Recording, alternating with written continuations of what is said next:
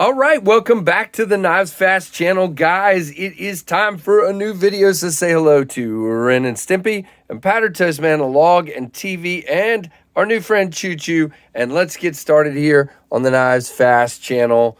And guys, please subscribe. Lots of videos to come. I'm about to explain that and check out the channel. Now, what you're about to see is the top 3 large modern folders of 2022. But what we're going to do is this is the first of a series of 4 videos. And what I want to do is explain my criteria. Now, number one, you guys know knives come in and out of the channel here. Let's put a knife up here while we're talking here. We'll put the F5.5, which isn't in this because it's an older knife. We'll put that there so you can look at a knife.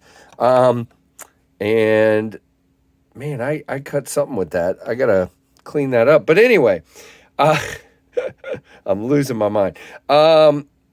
So I don't, a lot of knives come in and out of the channel constantly. I'm not one of these guys that buys 1,000 knives and keeps all 1,000 of them and, you know, can show you all, 10 of my favorite big knives or 10 of my favorite budget knives. Or I don't have those knives. I sell them. They come in and out. What this is the knives that have made it through, that are 2022 knives, and they're 2022 new knives that have stayed in my collection. And, and then I've made a list. And in this case, I'm going to break it up in groups of 3. So today's video, the first one, is the top 3 modern folding knives.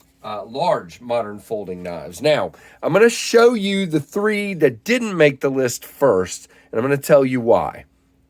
And I think I kind of gave you the criteria a minute ago. So 2 of these are eliminated because of the rules, but they are pickups that I had in 22. So this first one is this fantastic ProTech Mordax. I kind of almost wanted to put this in because of the Caviso, the milling, and it's new, but it is not a new knife. The Mordax has been around. This thing is absolutely fantastic. I love the action on it. I do want to get a regrind at some point, but for now, I've got it sharpened up to a point that it is cutting super well now, so I'm okay with it. So that's the first one that didn't make it, and that's because it's really not a 2022 knife, even though I bought it in 22. Another one I bought in 2022 that is a 2022 knife, but didn't make it, and I'll tell you why, is this Hogue Ballista. And some of you are saying, well, hey, you just tried to sell that, and I did, and I'm probably going to still try to sell it. And it didn't make it for 2 reasons. Number one, I love the blade on this knife. These are not your reasons, by the way. I love the blade. I love the handle. I love the ergonomics of this knife. It is slicey and ridiculous. I just realized I am not a huge lover of autos because they're not, I don't know. I like a knife that feels somewhat fidgety and has some of the tactile feeling, that I can move and do. And this is, kind of a 2-hand knife. The second reason is, and again, you heard it in my review, that freaky sharpening choil. I don't know what it is, but I just don't like it. I've actually thought about sending it to somebody and getting the finger choil just extended to that point. It's just, it catches material and it's not great in that regard. Otherwise, this Hogue is incredible, and this would have been in there had it not been for those 2 things. And number 3 that didn't make the list, because this is an older knife, but guys, I carry this constantly. I love this knife. It's absolutely one of my favorites, but it's not really a 22 knife, even though this version in Arctic Storm Fat Carbon is a 22 knife. This is not a 22 knife, but it is pretty much the gem of my collection just because of how it feels in my hand, how it is to use, and how thin and slicey it is, the Artisan Arian. So those are the 3 that did not make this list, but were just outside for different reasons. Okay, so I will be honest and tell you, I have the 3 knives sitting right here, right there. But I have not yet decided what. Yeah, I have. No. Okay. So I can give you number 3 right now. And then 1 and 2 are really actually much harder for me than it would seem. So number 3 is this. Yeah, I know. You're going, wait, that's number 3? This is the EMP EDC Nimble X. I love this knife. I really do. But, it just got knocked out by some better ones. The lock bar access could be a little bit better. The action is great, but it's a little tight, I guess, even though I've adjusted it. But the blade is fantastic. I can't get the word out of my mouth. I love the options for opening this knife. It is so great. I never use the flipper tab, by the way. I mean, I do sometimes, but rarely.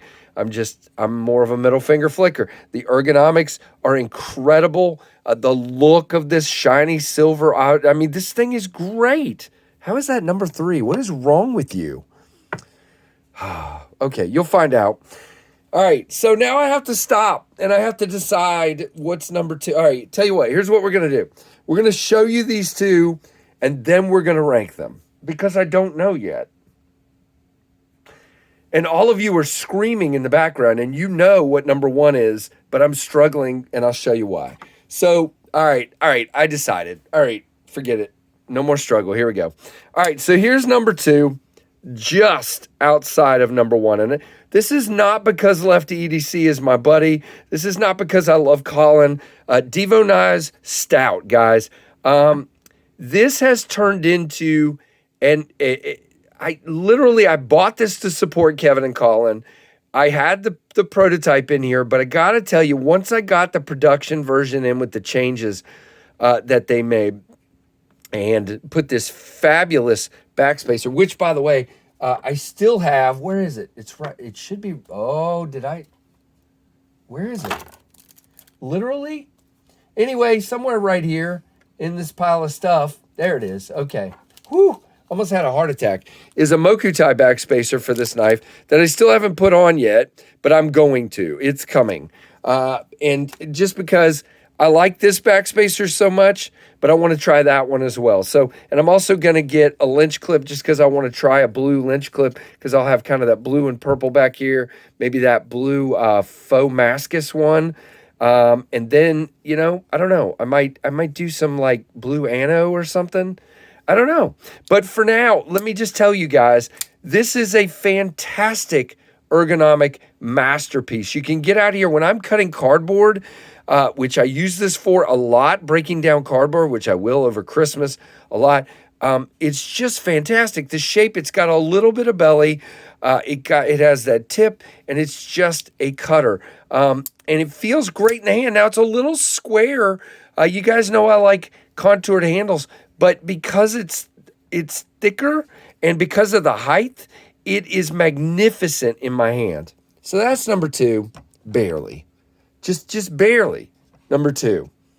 I'm serious. I carry that a lot, and I love it.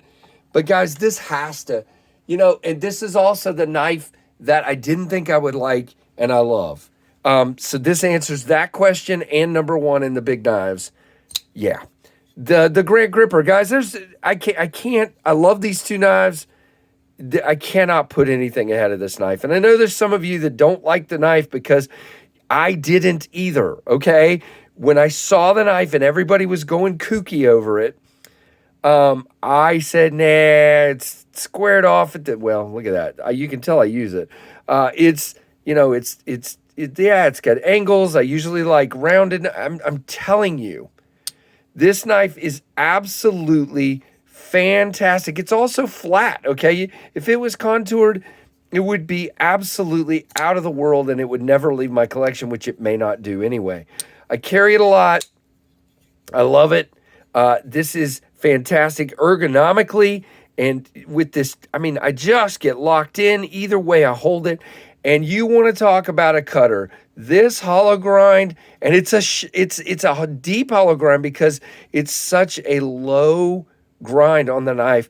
This thing is wicked. It is just wicked. I love this knife. Can you tell? I get excited when I talk about this knife. Jason Grant knocked it out of the park with this knife.